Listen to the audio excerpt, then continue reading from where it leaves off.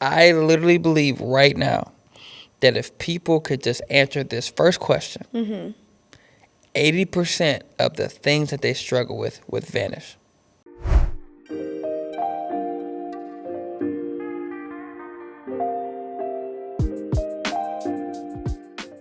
Hello, guys. Welcome to the Next Generation podcast, where we're going to talk with the silent generation all the way to the alpha generations. I am so excited, guys, and it's so cheesy to have the best guy in our pod. Come We've on been now. waiting for too long, guys. Hey, Really, too long. You hey. guys cannot imagine. But anyway, I'm going to leave Pastor Tre here to the pod to introduce himself Yeah. and say where he's from and what he do for a living. Here Yo, we what's go. happening, y'all? It's your boy Tre Betts Yes. from 918 from Tulsa, 918, aka the 911 Great. You know what I'm saying? Shout out to Tulsa, Oklahoma one time. Shout out to the Tarsa. I feel bad. I should have been here like 4 weeks ago, but I'm a flaker. I apologize. This is my fault. Ari has been texting me about this for a minute. But, Yeah. I got things to do. Now, I just had a kid. I got a kid. That's I got a right. kid, We're you gonna know what I'm forgive saying? him for that. So Thank you. talking Appreciate about it. Tarsa. Yeah, I've pray been in for Tarsa me. actually 2 weeks ago. For You don't like Tulsa, bro. I don't like. You're not from Tulsa, bro. Okay, listen. I You like don't. Missouri. To be honest, I like Missouri. Oh, my Oklahoma, there's not gosh. a lot of happening in Tulsa. I'm not gonna lie. What? But no, I will walk off the set right now. What you talk about? See? no, wait. I'm done. I'll see y'all next week. I'm gone.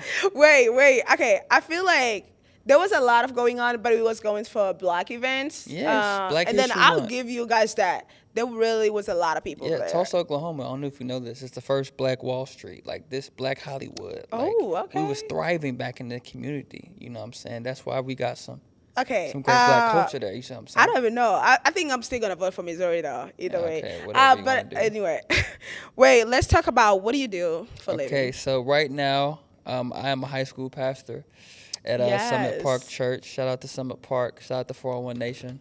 Stand up, 401. baby. 401. And then I'm kind of like, my other title is like a creative director. So graphics, video, merch, the Yes. Jesus Over Everything campaign, all that type of stuff. Like, I'm a hand in that, but I'm just a dude. What just a about your dude. business? Because we gotta talk over that. Oh, my He's business. a Are you talking about businessman that? Hold on. too. Look at the hoodie. Look at Look that. at the hoodie. Listen, Right we here. gotta link that out. We gotta link Y'all that see out. the hat? Shout out to Glory Gallery. It's a clothing brand made by a Christian, not a Christian clothing brand. You ever heard people talk about a Christian clothing brand? Christian is a noun, not an adjective. Actually, I didn't even know that works out until probably somewhere last year, 2 years ago. And when you put it out, I was like, shout out to Missouri. Now Shout we are out. going there. So We're going there, man. that's So, really good. yeah, I really love your brands. Thank and you so much. So You- disappointed that I But you ain't didn't wear bought nothing. today. She love the brand, but she ain't bought nothing. This crazy. No. See? I have actually one. When? What you I get? have a hoodie. It was a Glory hoodie, the black one. Okay. And I got somebody got it. So You got saved. You got saved. You I got got saved. saved for You that. got saved. Okay. By the way, what made you decide to call it Glory, your brand? No, this is actually a funny story. So, I had a friend in college. I call him Five, Okay. but he was finna go to NFL. And he wanted a brand so bad. This had probably been like 4 or 5 years ago. And I said, bro, you should call it Glory because people kind of know what it is, but they kind of don't know what it is. Yeah. But he didn't like it. He didn't want it at all. And so, like, that was literally 5 years ago. Never thought anything of it. And then my dad, who's super, like, you need to work. You need to get a real job. You need to get this. He texted me randomly one day, and he was like, I think you should get a clothing brand. And if he said that, I'm not asking no more questions. I said, bet. I was like, what should I call it? And then immediately I was like, Glory. So that's literally where the name came from. I gave it to somebody else 5 years ago. And thank the Lord they didn't say yes because I feel like it fits everything. You know, like when you Yeah. get a car, and then before you had your car, you never saw your car. Yeah. But then after you get your car, you see your car everywhere. You see it everywhere on the street. It's like, where are the cars? That's how I feel like it was. When I named it Glory and I was praying about it, I saw Glory everywhere. At Everywhere. the house, on the Bible, in the text, songs. I'm like, dang. Probably that was gotta be like, yeah, this is what Yeah. I'm talking about. Yeah, man. And That's so good. it's And been then cool. And then another thing that interested in, I think I was driving actually talking to my friend, and I was like, one of the things that I'm excited today is having you on a podcast because I know how much you love the kids and you love Yeah. what you do, and the passion that you have with it, that drove me to be like, you know what, I gotta get this guy in here, and not only that. Wow. Before I even actually calling you, people will ask me, "Hey, what about you bringing a guy like men of God on a pod, and they talk about these problems and stuff that people struggle with. Right. And something that clicked in my mind, you were one of them. Because I Wow. really was like, I'm going to hunt him down until he say yes. Well, look, if you So, ask me anytime, the answer is yes. You ain't even got to ask. Yes. thank you. When you get big and I famous, appreciate you guys hear that. don't forget You're- about me when we get big and famous, you know. Oh, he said you got big and Y'all famous. see big time. Look, she got the nails. Look, big time Don't right start. here. Don't She start. got money, y'all. Watch out. Oh, wow. Hey, I don't know about that, but we'll take it. I'll take it. That's coming up. Yeah. So, okay, what was the reason you started? Like, how did you end up being a high school pastor? I didn't. So I honestly never thought. Actually, I told the Lord I would never be a pastor. Let's start there. Like I Okay. never thought I was gonna be a pastor. I played football in college in Missouri State, and I trained growing up. And so I spent probably almost a decade doing speed agility training. So I was with the youth, but it was more sports, speed agility, weightlifting, helping them get better at their sport. You were But, trying to be a John Cena, huh? Yeah, literally either a coach or a trainer. Like I was doing more of that.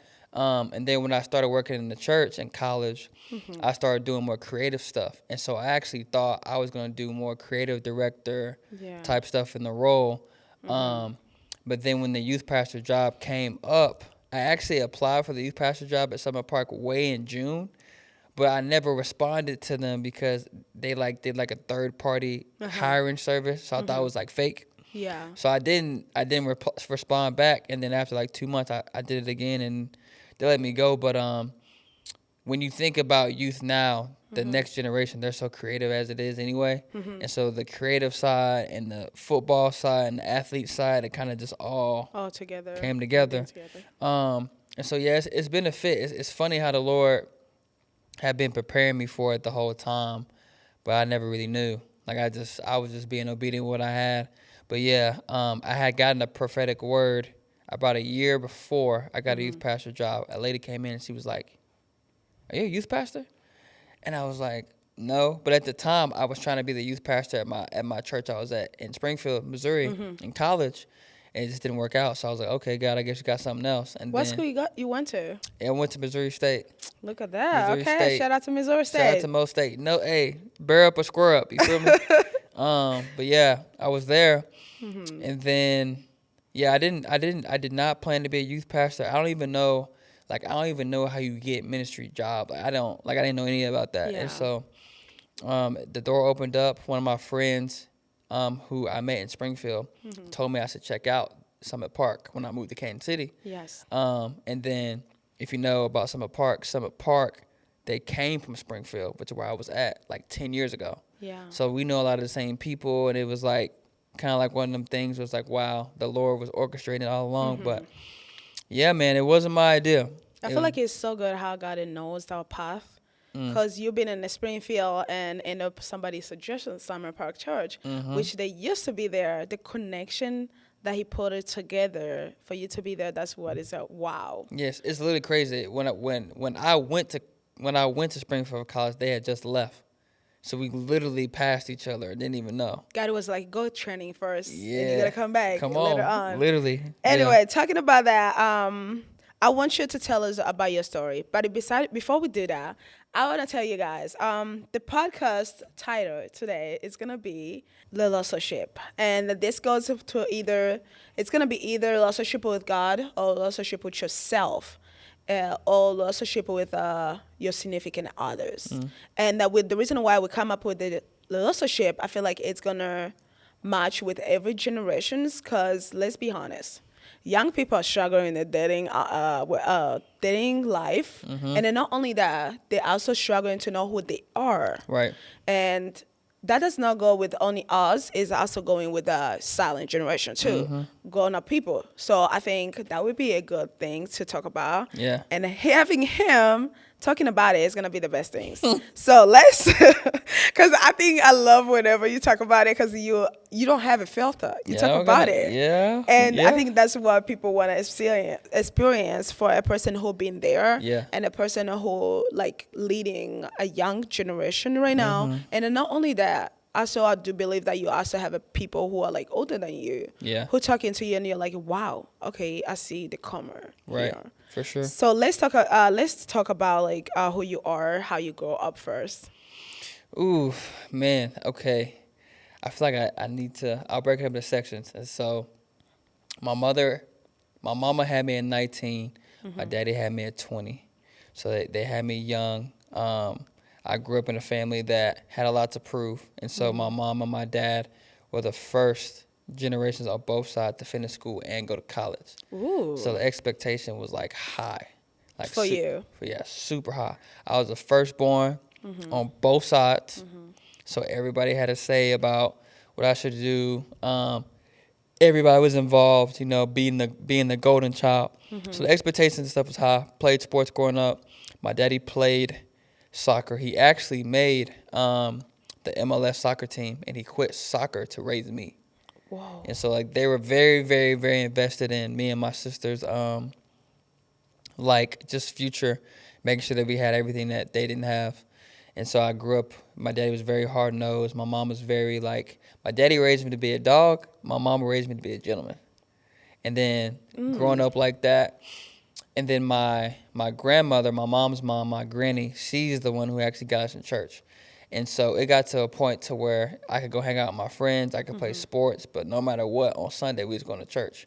And Yeah. back then you had Sunday school, Monday school, Tuesday school, Wednesday school, Thursday school. I mean, and my granny, she used to volunteer me for everything. Because back then you had a youth Sunday where the kids do the program and the kids do the message. That And the remind me kid, African church. same thing.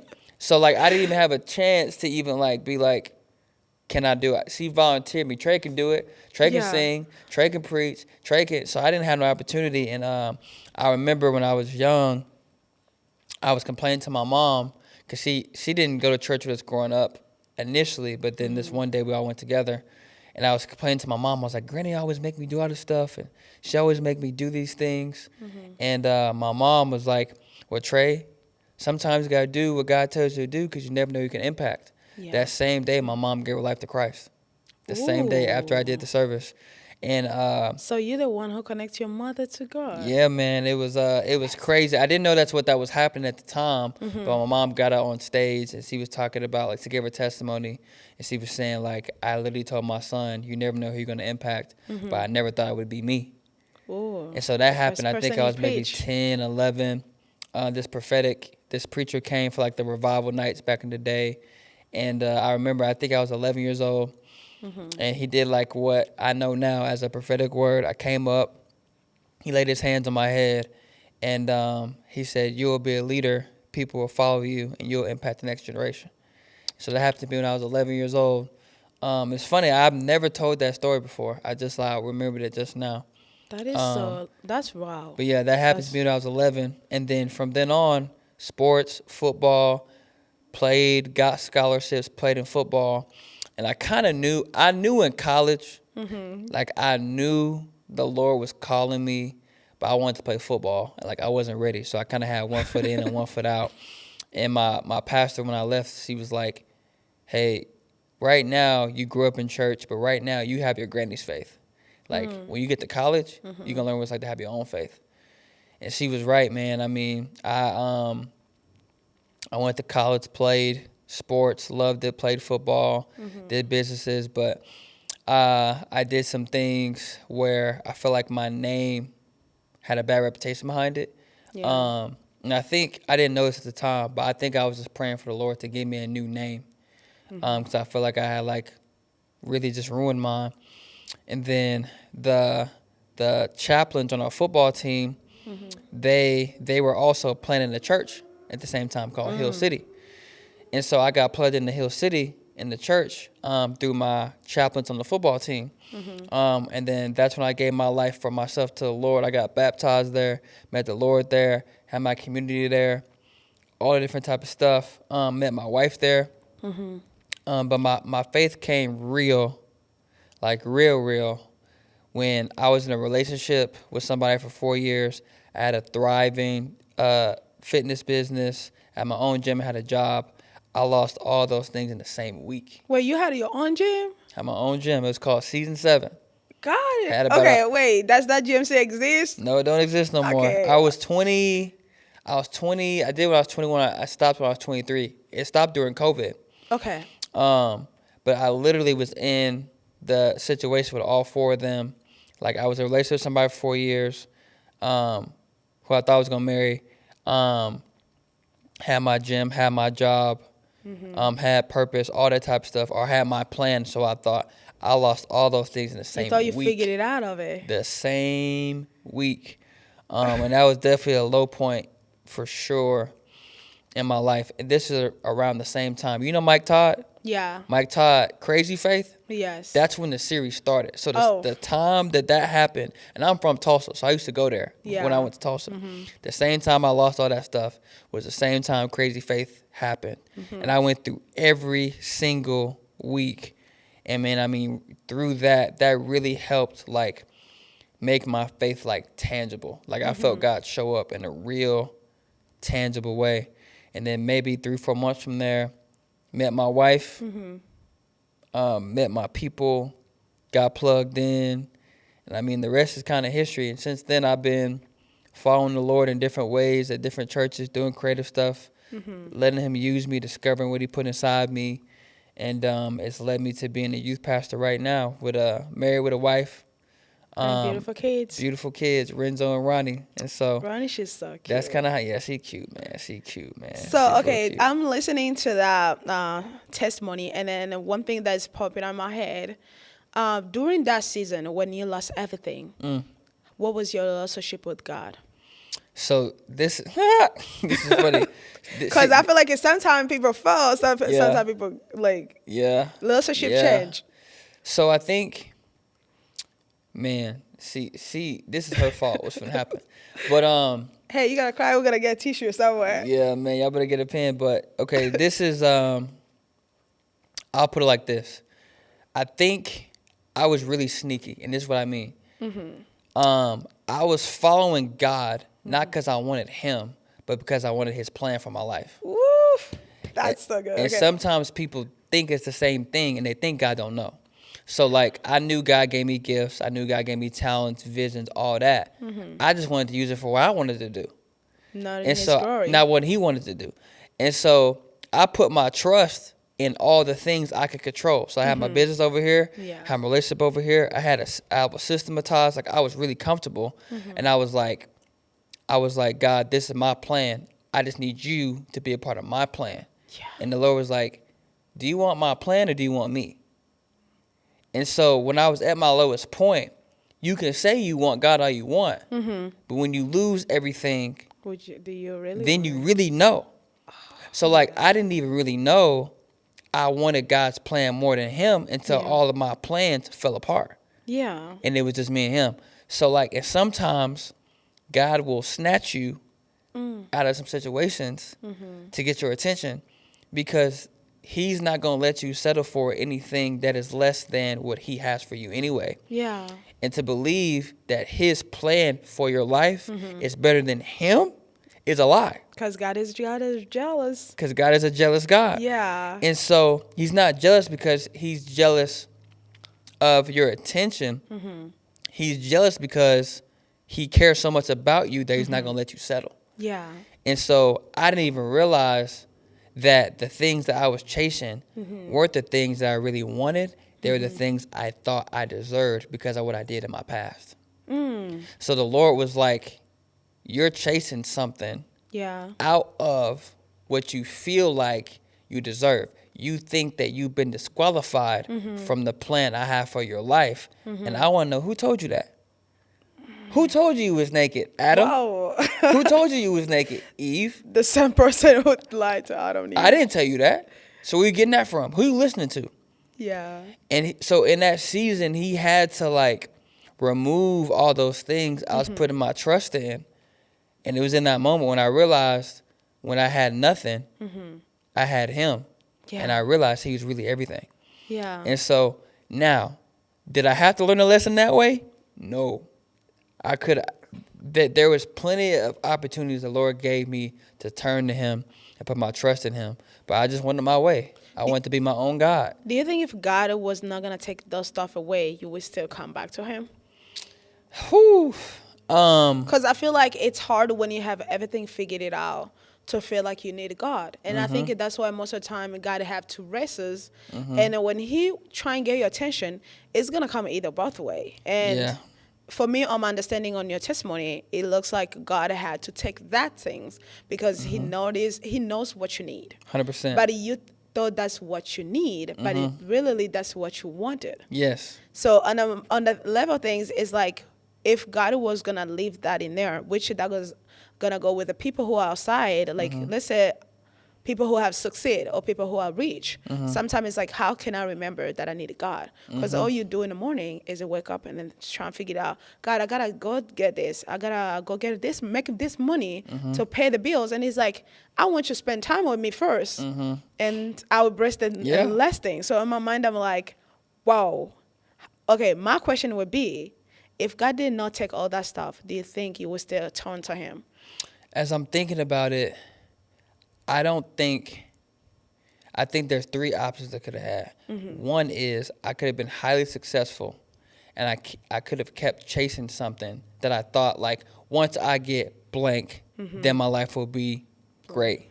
And I think I would have got that thing and then realized this thing isn't what I thought I was, and spent my whole life trying to chase something that I already had. Yes. I already have affirmation. I already am approved. I already am loved. I already am sought after. But when you don't believe that, you try to find that in other things.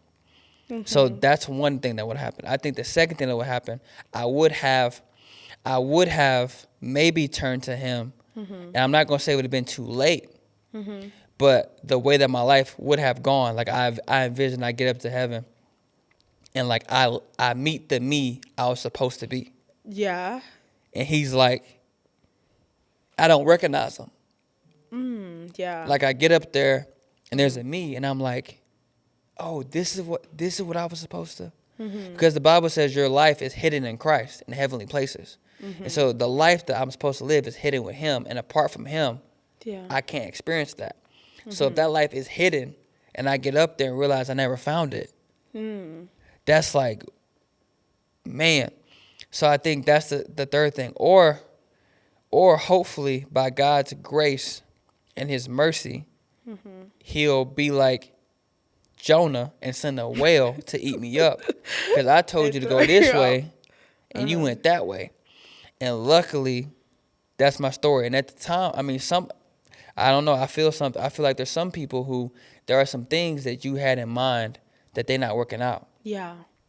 And you mad at God because you don't understand why He's doing this. You don't realize God is actually saving you from the thing that you think you want. Because when you get there and you have it, it's not going to fulfill you. But right now, it's like God's intervention feels like prison until you get to the other side and realize it was protection. Yeah. And he was protecting you. Well, I don't want to say it. Come on, say it. Say it. He's not protecting you from it. He's protecting it from you. Because when you get it, that it may produce something in you that's not going to bring you closer to Him. Okay. It's going to make you think that you did this by yourself, that you got this by yourself, that you had it all by yourself. And the Bible says, apart from me, you can do nothing. Apart from me, you can do no thing. So even if you think you're doing something, if it's not a part of Him, it's still nothing. That's crazy. It has no value. That is crazy. Thinking about it in that way, it is crazy because that's when people start like on being grateful for God because you don't knowledge or you feel like, oh, that I did this instead of like God did this. So 100%. It start becoming about you, not about God. 100%. If you look at the end of your life, this is a great test I would ask. If somebody is thinking about trying to figure out, is this about God or is this about me? If you envision the thing that you have planned working out, and at the end you achieve it, and everybody is celebrating, are they looking at Him or are they looking at you? Oh. And if every vision it ends up with you being the main character people are celebrating. Oh, it's not for his glory, it's for yours.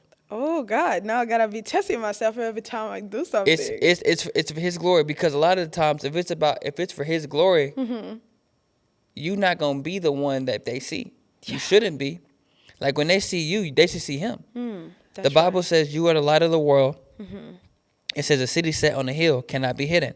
And said people don't take a basket, people don't light a lamp and put a basket over it, but they put the light on its stand so that it could give light to everybody in the house. Yeah. And so if your light looks like Jesus' light, why would he not elevate you? The only reason he wouldn't elevate you is because you don't look like him. You look like you. And God, that's so good. he's not trying to have people follow you. He's trying to people have to follow him, because you don't change anybody. He changes everything.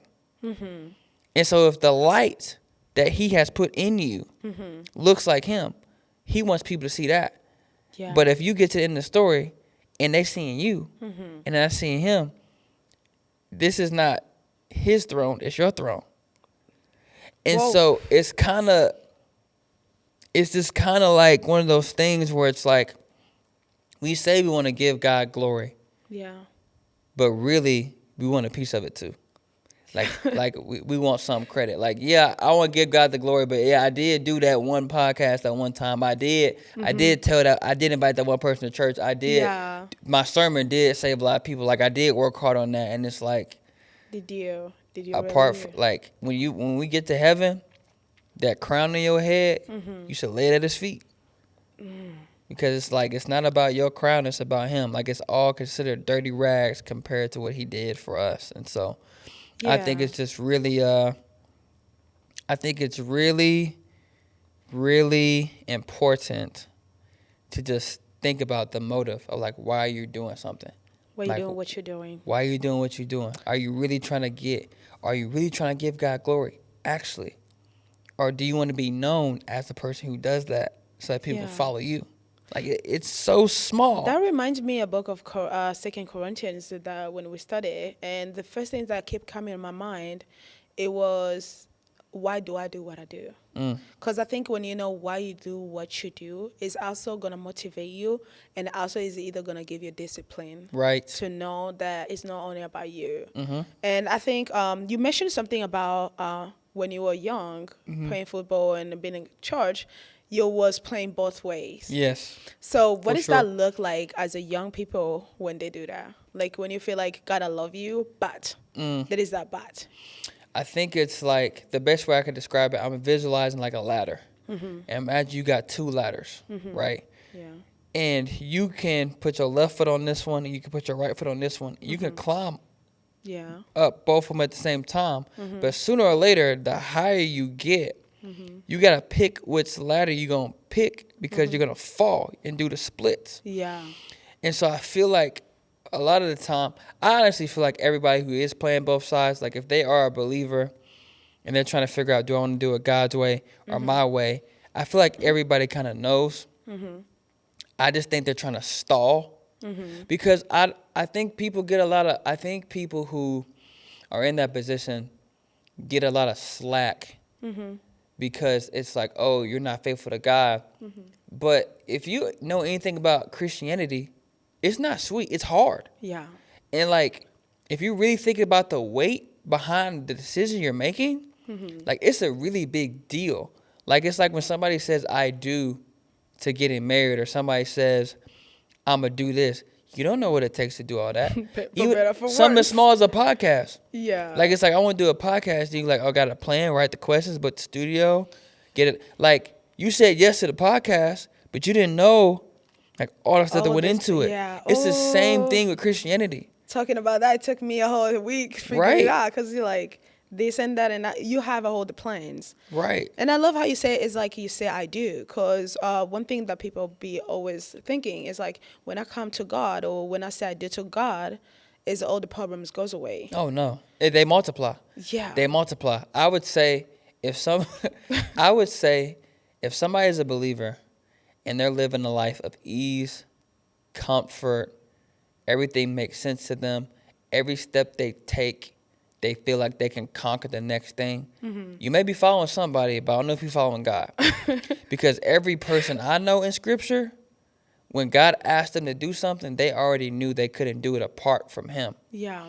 And I think it's really easy, especially in our age now, with social media and friends and DoorDash and Uber and all of this type There's of a lot stuff. of It's really easy distraction. for like you not to have to do nothing Yeah.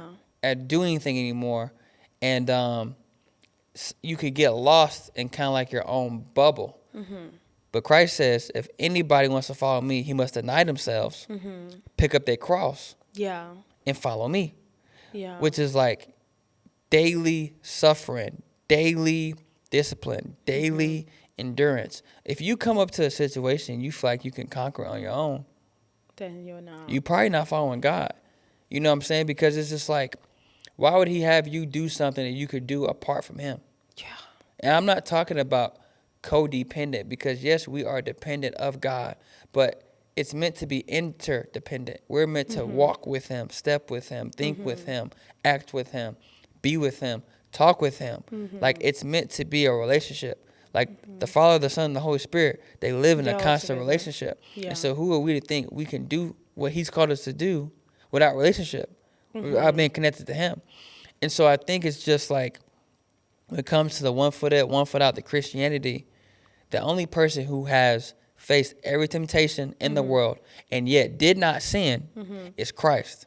Yeah. And so because he knows everything that we went through and he empathizes with us because of that, he also has the ability and the authority Yeah. to help us overcome these things. He says, in this world, you will have trouble, Yeah. but take heart, I have overcome the world. So how do we think we can overcome the world Without if we him. ain't got the one who overcome the world? You know what I'm saying? That's It the don't make truth. sense. And I think it's because people like to be in control. Yep. And I Talk about think- it. Yeah, But people, they be and doing this. especially, They be doing this. especially our generation, we love to be in control because it's like, God, I love you, but I want this. God, I know you have good this plan for me, but I want this. Even in a relationship, you're like, God will tell you that's not the person, and then your mind you still be like, but he loves me, but he does this for me. And I think on the other side is because we are so nervous. Ooh. Because I have found myself sometime be like, I'm focusing more into a future instead of taking one step at a time and be able to hear God is talking. So Dude, I would even say, all right, like I'm about to hit you with something right here now. tell me, I get think into it. here's a big misconception Uh-huh. that I think I hope this frees people who are believers. But I also I think it's a very important. I actually think Christians love God. They just don't trust him. Yeah. Ooh. See, Talk about that. it's different. You know what I'm saying? Like, Yeah. I think a lot of Christians like, oh, you don't love God. I don't think I don't want to say love's not a complicated thing, but I think people are like, no, I do love God. Yeah. You just don't trust him. Yeah. Like, you don't trust that his way is better than your way. You don't trust that he is who he says he is. Because most of us are relating how we feel about God. We're associating that with stuff we experience on earth. So if the people that are closest to me, who love me, if they've hurt me, if they betrayed me, if they've done me wrong, Yeah. why would I think that God's not going to do the same thing? Yeah. And so some of the time, we're projecting what has happened to us, Yeah. and we're putting it on God. And so God has to do double work, because he Yeah. has to convince us that he's not like these people, Ooh. instead of just walking with him and letting us experience the life what it looks like for him to be dependable. So it's like, I think a lot of people, like, you love God, Yeah. you just don't trust him. Or if you do trust God, sometimes you don't trust his process. Yeah. So it's like, okay, God, I trust you, but I don't want to go this way. I don't want to do it like this. I want to do it like this. And you want to jump. I want too. to jump and so I think trust is such a big thing, because trust, if you really spell it out, trust really means safety. Yeah. So I think people do love God. They do know he's good. They do know he's great. They do think he's powerful. They do know he can move mountains. They do know he answers prayers. They do know he's the creator. They know that. Yeah. But I think a lot of people don't feel safe They just with God. okay. Like, they don't feel like Like when you see somebody or you see one of your friends when you go through a hard time and they walk in the room and you're like, oh, like, thank the Lord. Like, I feel so much better. I don't know how many people feel that way about God. Do you feel like sometime, like when a pastor is preaching, and I'm not talking about our pastor, but I haven't seen most of the church when I go to, when the pastor is preaching, and then people start crying, and they're Christian, they do believe God can do everything, but the heart of giving God everything is what is scary. Because when pastors start calling people over for praying for the heart, a lot of people will go there and they will cry out. It's because the people struggle. Because I remember 2 years ago, you had someone things was going on a 4-1, and you question us, you ask us like, how do you trust God? And I really, because me, like, be born in a Christian household, and I've been a Christian my whole life. Right. So the first thing that comes on my mind, really, I was like, God, I love you. But the question he asked me was like, how much do you love God? Right. Or do you trust God? And I was like, I can check all the box, but trusting him Yeah. with my future. And Yeah. during that time, let's be honest. When you're in the wedding season, the last thing you want to hear Yeah. is, God, how am I going to trust you Yeah. on this one? Because you're like, I know. And then I have a lot of testimony with the stuff that God has done, but it's like, how am I going to trust you on this one? Yeah, because I honestly think it's one of the hardest things anybody can do. So, like I'm experiencing, because I think this is where, when people talk about faith, Yeah. I think this is when it's really initiated. I don't think you can really have faith in God without trusting in God. Like, I think you can have faith that he can do stuff, but I mean the experiential of like, I'm getting out of the boat. Yeah. I'm no longer in safety. I'm in this water. And I am trusting that you're going to show up and catch me. Like that's different. I feel like I experienced this with me and my wife when we lost our first child. Oh, you And guys had an abortion? yeah, we had our first child. We had a miscarriage with our first child, and I'd never felt so helpless because I literally didn't have any control over the development of the baby. Yeah. Like, I literally was like, we did our part. Yeah. We did our part. The baby's in there, but like, I don't get to control what happens for the next 9 months. Yeah. Like, I'm literally having to trust that the Lord makes the baby okay for the 9 months. And like, no matter how hard I tried, no matter what I did, like, I didn't have no control. And I feel like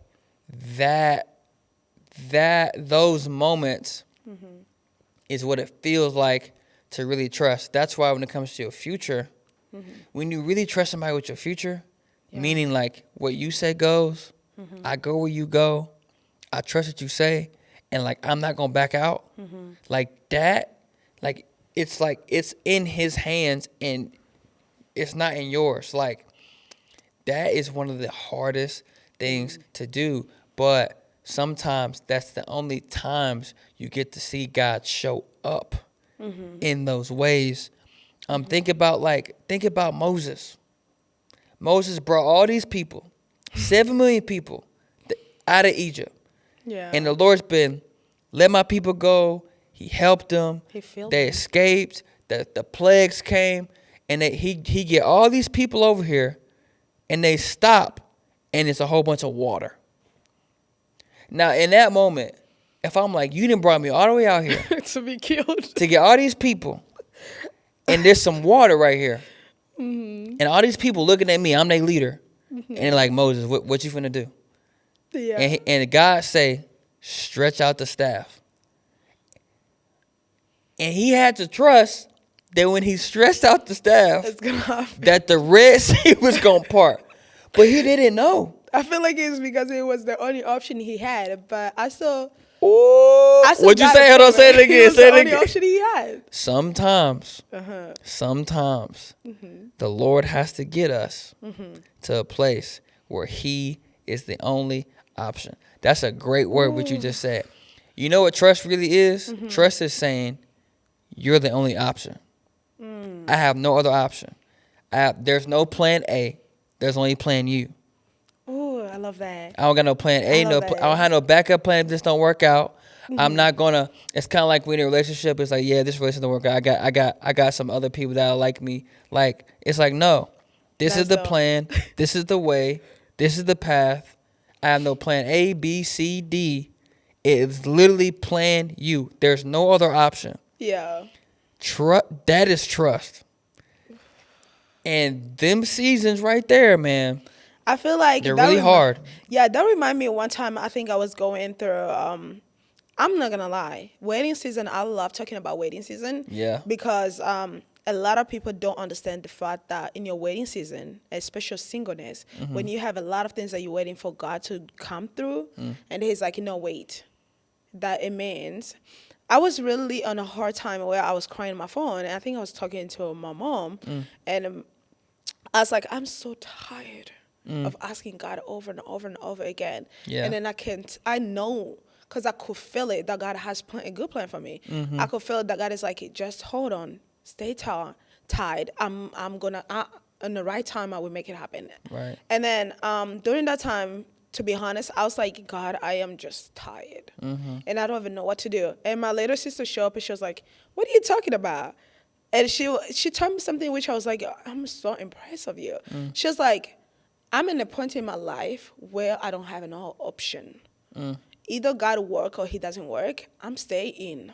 And then she said about even if I gotta go even if I'm gonna go outside out there and then do my things, it's bad option still. Yeah. Like, it's a trouble, it's a trauma, it's a lot of things happening. Come to Him. It's true. It's hard because you're gonna cry, but I just that I'm still safe Yes. in it. So that's so crazy that we just talked about. You just talked about that. Okay, and then talking about that, my tablet died. It didn't die actually. Going back to the reasoning why you chose high schoolers. What is the 3 things that you feel like made you love teaching high schoolers? So this is actually really funny. I actually don't think I chose high schoolers. I think high schoolers chose me. Ooh, okay. So when Talk I about say that, I mean, and this is why it's so important that you realize that when Jesus went out on His ministry, He didn't go out on His ministry trying to earn God's love. He went out with His ministry from God's love. Before He did a thing, God said, this is my beloved Son in whom I'm well pleased. So He didn't have to go do ministry to try to get God's pleasure from Him. He was doing His ministry from that place. But when you don't believe that and you don't have that, you can use the ministry as a way to receive or earn God's love because you don't feel like you have it. And so I say all that to say, I had been impacting youth literally since I was 16, 17. Like, kids love me, kids. Like, there'd be the kid that would be crying or somebody that wouldn't, like, they couldn't calm them down. I come in the room, got them. So you've been serving in room 3, 4? Yes. I served in the 2's room with Kennedy for like 3 years. It was great. That is so good. And the kid, like, I've always had a voice for kids, young kids, camps. My team, I would do the chants. So, like, when it came to youth, I always felt like I had a favor with youth, but youth was seen as less than. Yeah. I wanted to talk to the big kids, to the adults. Okay. I wanted to be recognized by the adults. I wanted to be recognized on the big platforms. I wanted to be recognized on the big stage because you weren't big or you weren't good if you were with youth. You were good if you're on big stages. Yeah. And so I spent my whole life trying to get the attention. I'm helping somebody. I spent my whole life trying to get the attention of an audience that was never made for me. Ooh.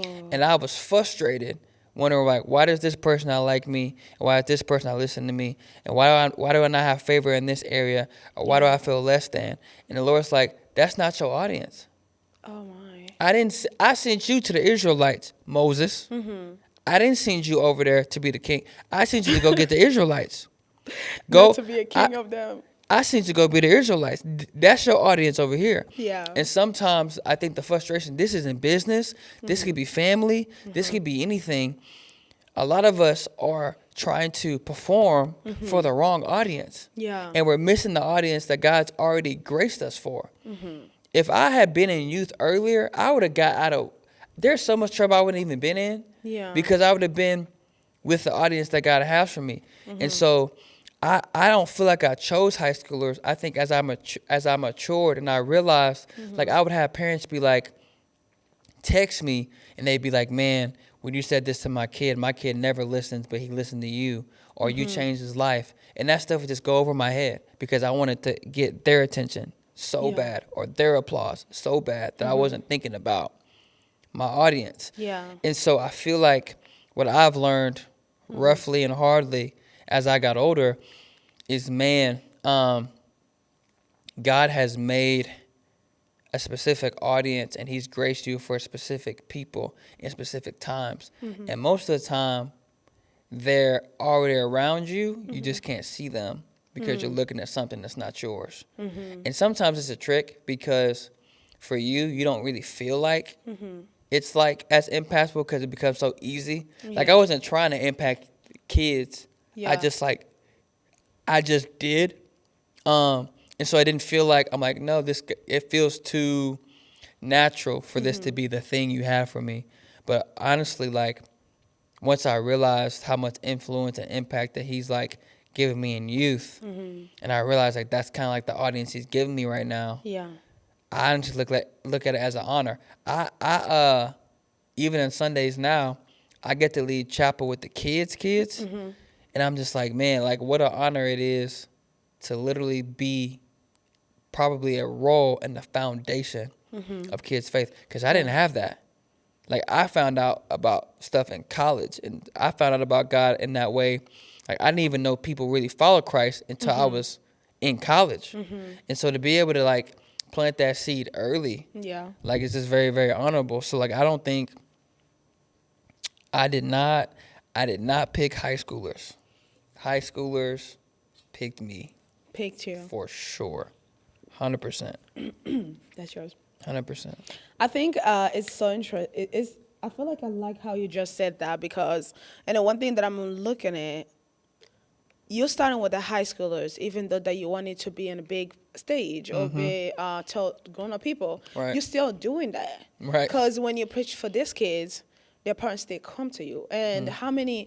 I feel like I have heard a lot of kids be like, "My dad came church." Yeah. And I think it's because the transaction or transformation that happened with the young kids, it also affect the parents to be like, you know what? I love how my kids now like they behave. Yes. I love how my kids just respectful or like they pray. Right. And they make the parents be like, you know what? I want to support them.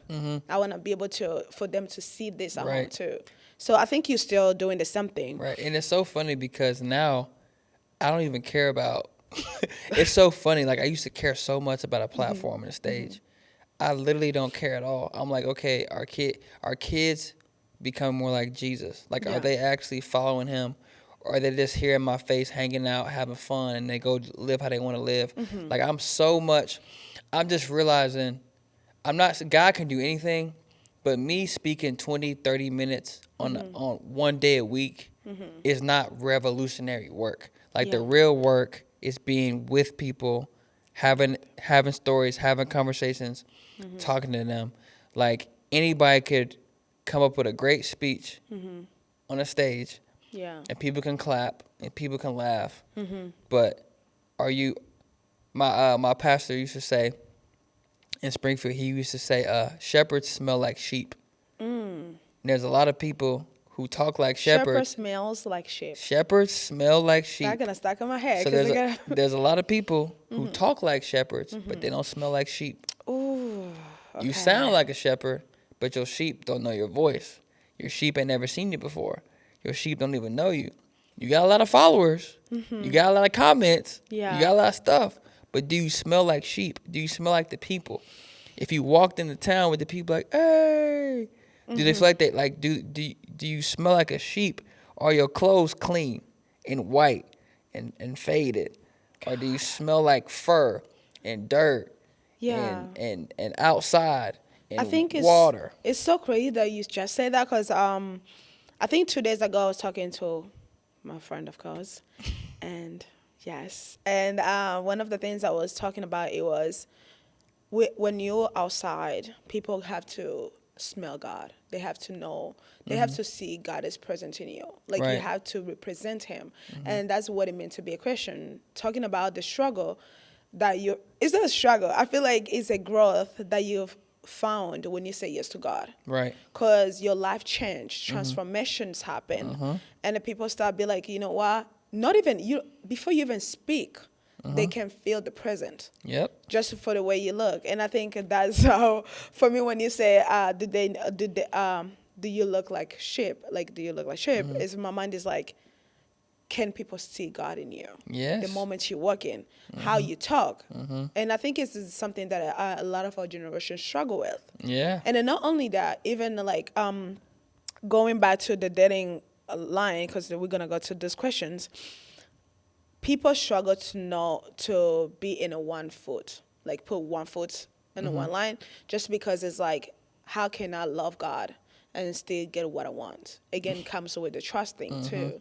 So and then I think it's also had to do with the boundaries. Yeah. Knowing like, hey, I know who I am. And then I know who I represent. How can I put boundaries in there? So my question would be, how do you keep boundaries while dating in this world today? Oh my. Okay, this is my favorite question you ask me all day because Okay. I really believe this in my whole heart. Okay. And I wish somebody would have told me this earlier. There's three questions that God asked humanity Yeah. after they sinned in the garden. Three. I literally believe right now that if people could just answer this first question, 80% of the things that they struggle with would vanish. Wow, those Not questions. even kidding. The first question that God asked Adam and Eve after they hid when they ate the fruit was what? Where are you? He didn't say, what did you do? He didn't say what went wrong. He said, where are you? Not because he didn't know where they were. He needed to know, do you know where you are? I know that you messed up, but a place you're never supposed to be is hiding. You're supposed to be in the light. It said that they hid and they covered themselves Yeah. and they went to the dark. All a boundary is just being where you're supposed to be. So if it's 1 a.m. at night and old boy texts you talking about what you doing, and you in the You're car, preaching. Okay. and you in the car, and you driving over there to go see what they doing. Okay. If you heard the Lord asking you, "Where are you?" You're like, "Oh yeah, you were. I'm supposed to be. You supposed to be asleep."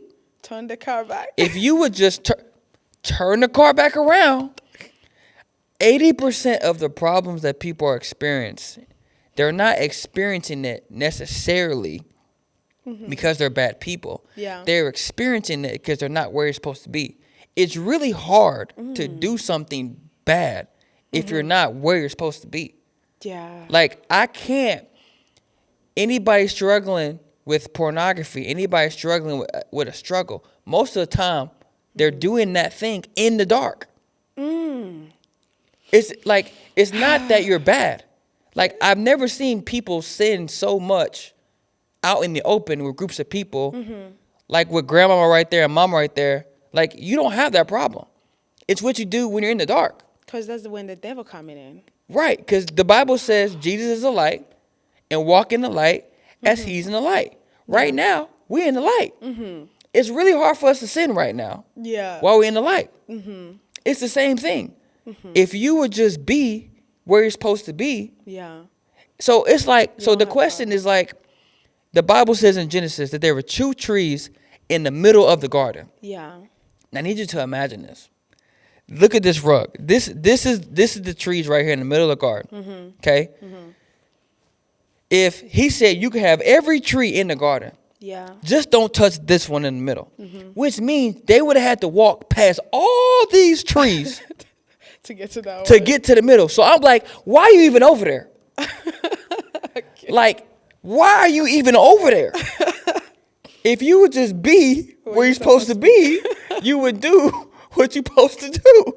So it's just like boundaries is literally all about where are you?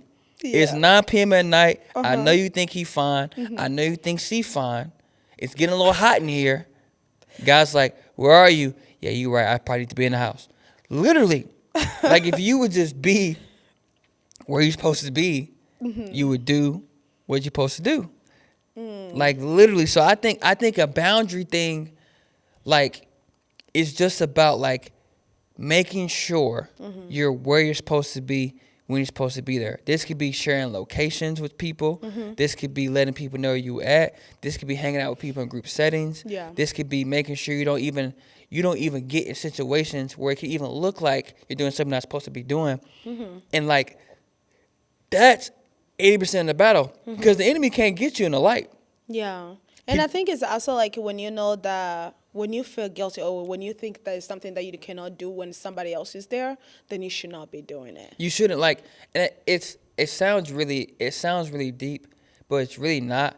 Like people just don't want to do the thing that they need to do to like not sin. Like it's really like I had this thought the other day. My friend was like, my friend called me. He said he was struggling a little bit with lust and stuff like that, and watch stuff on his phone. Yeah. So I said, okay, but he said, but I've been reading my Bible, I've been going to church, Yeah. I've been praying, I'm doing the right stuff, and I'm sitting here and I'm like, okay, I gave him a scenario. I said, I want you to take 2 people.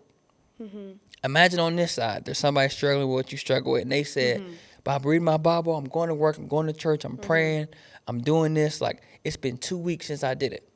That's the first person. Yeah. Then the second person comes, and you go in his house, and his TV's gone, his laptop gone, his video game's gone, and you're like, bro, where your TVs at? He's like, yeah, bro, I had to get rid of that stuff because I'm struggling with it. I said, which one you think is more serious? He said the second one. He said, why? Because you know how long I have access to it. Yeah. It's really hard to watch something on your phone if you don't have a phone. Yeah. It's really hard to watch something on a laptop if you don't have a laptop. But people don't want to throw out the laptop. Yeah. So it's like boundaries and stuff like that. It's really simple. It's really hard to look at something if everybody got your password. But I don't want to give you my password because I want my control. But it really is simple. If you just make it impossible for you to do the thing you're not supposed to do, that would literally solve 80% of the problem. And here's what's funny. Because I really think the devil be laughing at us because I think that we be making lust and all this. I'm not saying it's not sin, Spiritually. but I think we make it like a spiritual attack. Yeah. And the enemy's like, I'm not even doing nothing, and you think it's a spiritual attack. If I was the enemy, I would make you think this is an extreme situation because it makes you think you can't overcome it. Yeah. When the reality is, if you would just throw away the phone, The distraction is away. you literally can't do it no more. And so like I think the enemy uses these little, yeah, man, I've been struggling with it for so long. And it's like, yeah, because you had this phone for so long. Get rid of your phone. Yeah. And I think a few weeks ago I was watching this I think on IG, it just popped up, and it was talking about like when you have so much time to yourself, it's also easy to get into temptation. And because I watched one time, I think a few years ago, I watched this video on this pastor was talking about that pornography or lust is not a spiritual thing. It's a behavior things. And he was talking about how like a lot of people would just go there and be like, Pastor, I'm struggling with this. I want you to pray for me. And they would pray. They would like pray, but it kept happening. And then that time I love how you just talk about like the second person throw away the TV, laptop, and phone. Because it was like, if your phone is your struggle, then throw away the phone, get the like old phone things. Yes. That's literally, you're still gonna receive the calls. That's literally Matthew 6. He said, if your eye is caused you to sin, take it out. If your hand is causing you to sin, cut it off. The benefit of it. And he don't mean literally cut it off, but it's like if there's something that's caused you to sin, if that thing is not there no more, it's gonna be really hard to sin. Yeah. Don't you think it's like it's something like? Don't you think like it's a wisdom?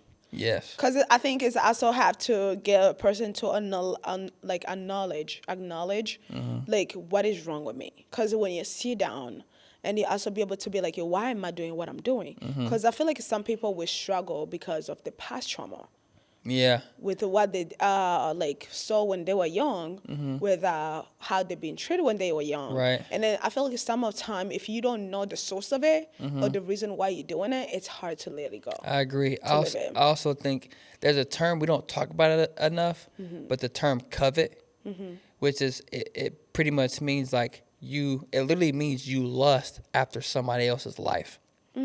So I think sometimes like you could be lusting after a woman, but you're really not lusting after the woman.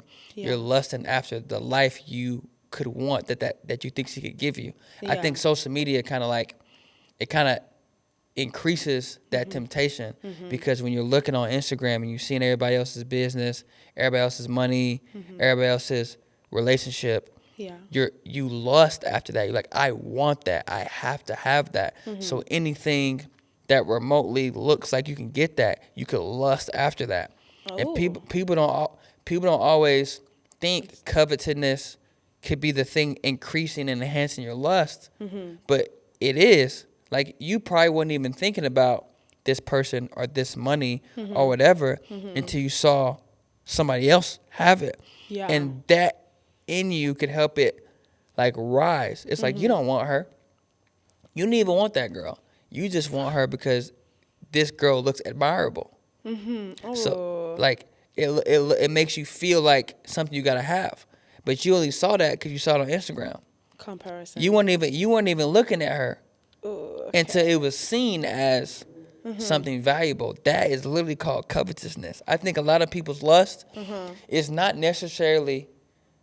I think there is moments where it's attached to sexual attraction and temptation and stuff like that. But I really think another lens is like people lusting after what somebody else has, what somebody else is doing, what somebody else has lived. It says, what causes quarrels among you? Is it not the evil desires that are within you? Yeah. It says you want, but you can't have, Yeah. so you kill to get it. You want what you can't have, so you covet. But the reason why you don't get what you want is because you don't ask God for it. And you don't ask God for it. And even when you do ask God for it, He doesn't give it to you because you ask with the wrong motives. It says you want it just for your own pleasure. Yeah, that's so good. And I think sometimes people don't want to ask God because they're so afraid. They know what He gonna say. It's like when somebody say, we sometimes you got both parents where it's like, okay, if I want to go somewhere, you either ask your mom or your dad. You're like, 'Cause you know, you already know what they're the gonna say. Sometimes it's like, yeah, you don't want to ask African God. mom's gonna be like a no. Yeah, no. So African American mom's too gonna say no. You're like, no. Okay, I have another question. It says, what can a single person do on their wedding season? And this was coming from a woman. Ooh, what can a woman? What can she do in her waiting season? Yeah, we're gonna put both because I think men too might have that question too. Man, what can a woman? Okay, I think I can't speak on behalf of women, but I think maybe I could speak to Men's.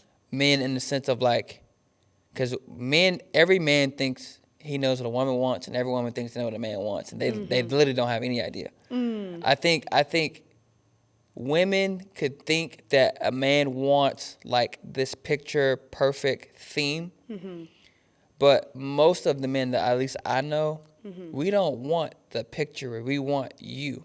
And I think a lot of women, especially if they're in a waiting season, there's this temptation to maybe try to emulate or copy or mock what it seems like the type of men you want. But and there, I will say this because this takes discernment. I'm not trying to knock on my men. But there are some men who do want that carbon copy, and that's not the man you want. You want the man who wants you. Yeah. But I would say to the woman in that waiting season that you are enough.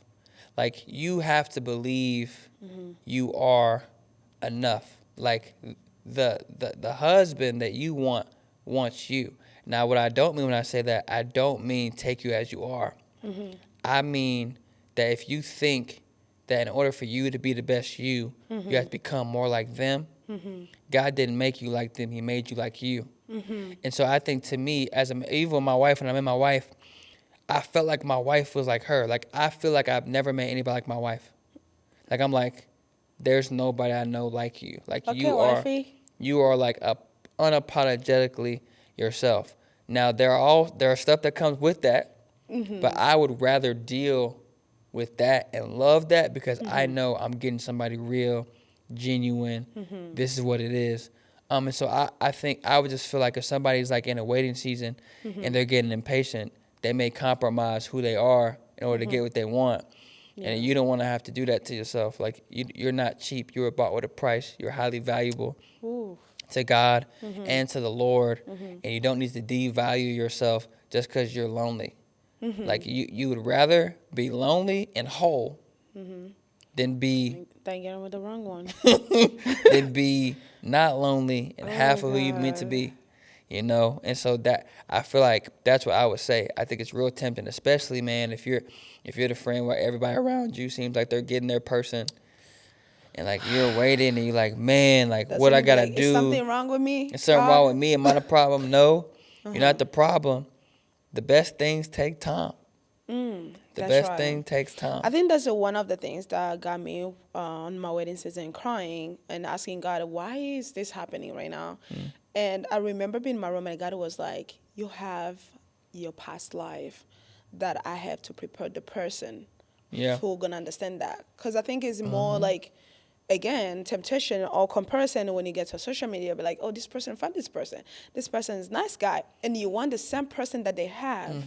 And then you forget that you have life that God knows your life. He knows every steps that you have. So in order to get that person, he have to prepare that person for you. That who's gonna know how to be there emotional variable Right. to your trauma. Right. That's so good, great they said that. And I don't think we help women in this category because I think like I think it's I think marriage and men are just so glorified, and like the idea of marriage is glorified. Like, being married is more glorified than being a wife. Being married is more glorified than being a husband. It's like you concerned more about the wedding day than the marriage itself. But it's not your fault. It's just like that's the only thing we perpetuate. Yeah. And so you get the marriage, you get the dude, you get the relationship, but then the relationship itself, Yeah. like maybe you haven't been as trained up, and maybe that wasn't on the forefront of your mind, or maybe you did have an idea of what you thought That the you want. relationship would be, and then like you try to morph this person to fit your vision, but people aren't puppets; they're people, and so it's just I don't think that society does a good job of giving like women healthy expectations of what to even expect in a man, from a man, especially in a godly marriage. And if you don't have an example of what that looks like in your own home, or you actually do have a great example and you're just trying to mimic, that's their marriage. Not yours. That's not yours. So there's just a lot of different dynamics That's that what African part do. that can Really. happen. Man, They train you this way. Like this it's- is how it looks. yeah, and it's like, yeah, but he not him. Yeah.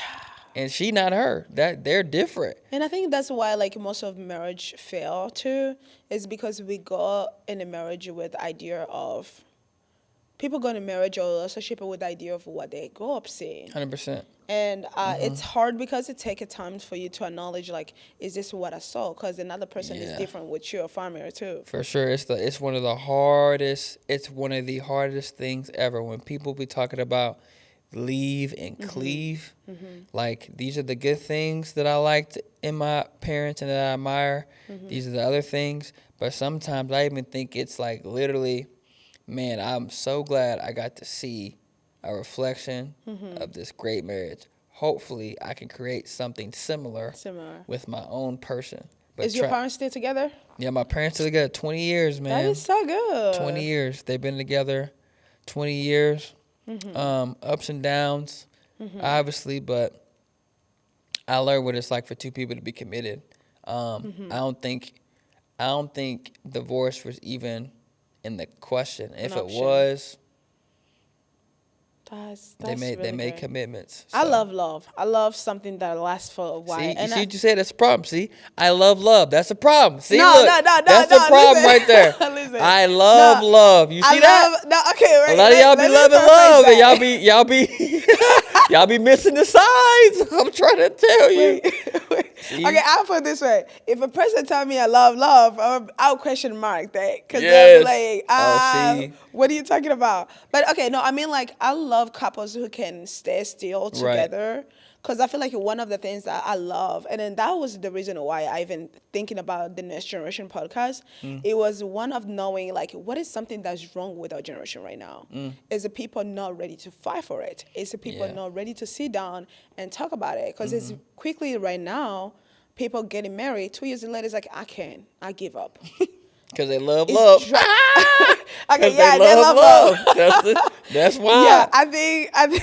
I think that is one of the things for my mind. I'm like, okay, what can we put it out there, especially good example for another generation? Because there's a lot of people or a lot of kids or a lot of people who are our age who never experienced a good marriage, who doesn't know how Yep. love look like, Yep. how marriage look like. Yep. And I think healing from people who've been a long time or people who have that experience. Yeah. And so I feel like we are now in a generation where like a social media is putting out everything, giving an option to our generation. And it's either people gonna step up and be like, okay, while you guys doing this, I'm also gonna do this.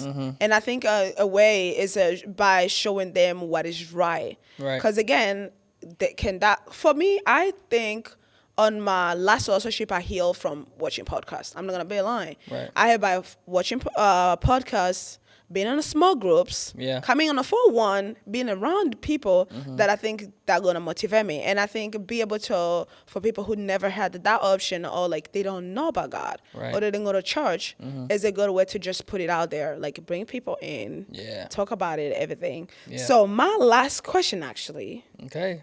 which you got me on a perfect timing.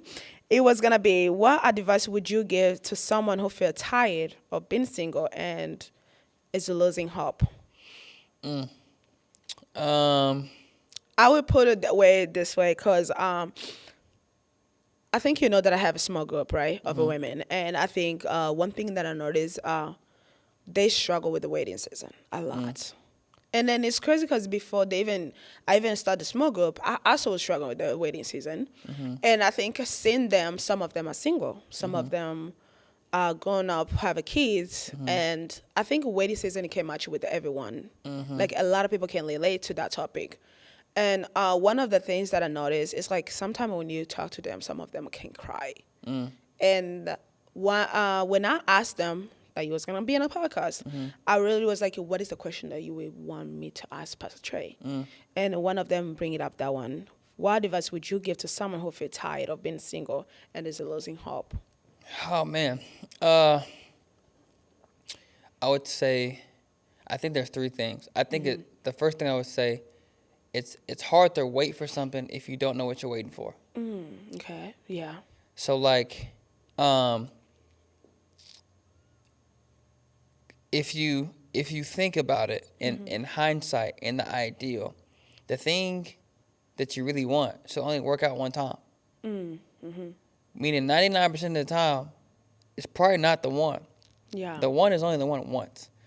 And so I think it's hard to wait for something if you don't know what it is that you're waiting for.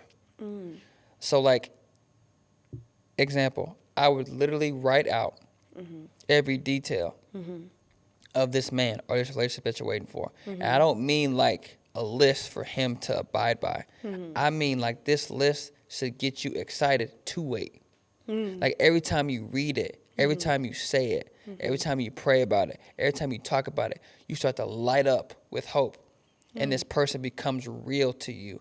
Because like, if you don't know what you're waiting on, it can feel like waiting is pointless.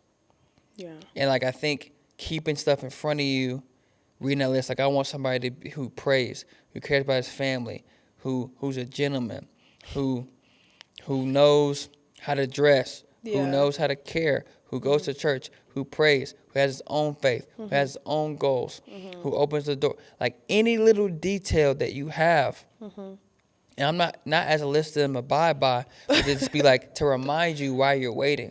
That's the first thing I did. I feel like that you're sending a girls to just go right up a whole like a whole Like make list. I would make so that actually this is great. We're gonna call this the list. Title this the list. This is great. The list. The On one list. side, yeah, on one side, I want you to Okay. write down the man or you're waiting on.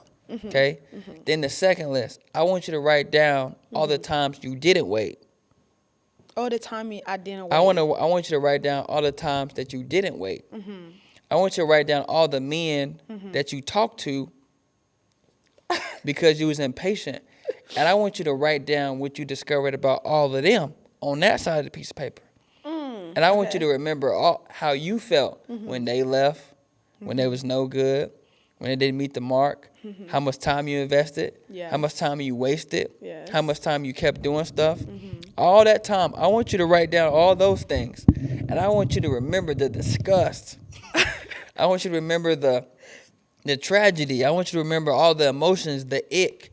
I need you to remember all that and write all that down. So anytime you think about Russian, I want you to think about Brandon or Eli or whoever, insert somebody's name, whatever it is. I want you to think about all those people and let that also motivate you. Of like, man. That makes you a bit like I'm not losing. I'm like, anything. yeah, no, I'm not going back to that. No, sir. The devil is a lie. You know what I'm saying? Like, I would be like, no. So write down some stuff to remind you what you waiting on, that encourages you, that gives you hope. Pray over that. And then write down, like, refresh your own memory that last time you did that, sis, you was over here crying in the club. You was over here maybe getting drunk. Maybe you was over here depressed. You didn't go to church for 5 weeks. Like, you've overcome so much. Don't go back to what made you sick. Yeah. Like, remember what God has brought you through. Don't make a permanent decision off of temporary emotions. You feel sad right now, but you won't feel sad then. Yeah. You feel sad now, but you don't feel sad then. And the third thing I would just say, I want to say this with love. I want to say it because let me answer this in two ways. No, This third one. think about it. The first one is you're not the problem. Okay. I would say if there's a girl out there who feels like she has the best heart, the best intentions, she's doing things the right way, she's self-aware, she feels like she's giving it her best, she's doing what she can to be a good person, she's following the Lord, like she's been praying, she's been taking the right steps, and you like, why is it not working? I would tell that person, Yeah. you're not the problem. I think it's really easy for the enemy to make women think that they're the problem. But then sometimes, that moment hard. sometimes they are the problem.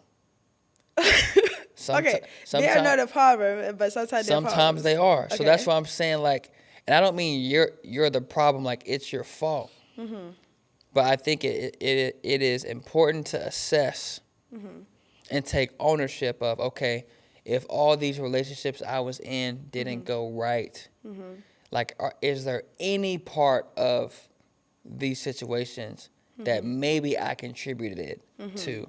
Like, was I so jaded on what happened to me in my last relationship that I brought it over into this one?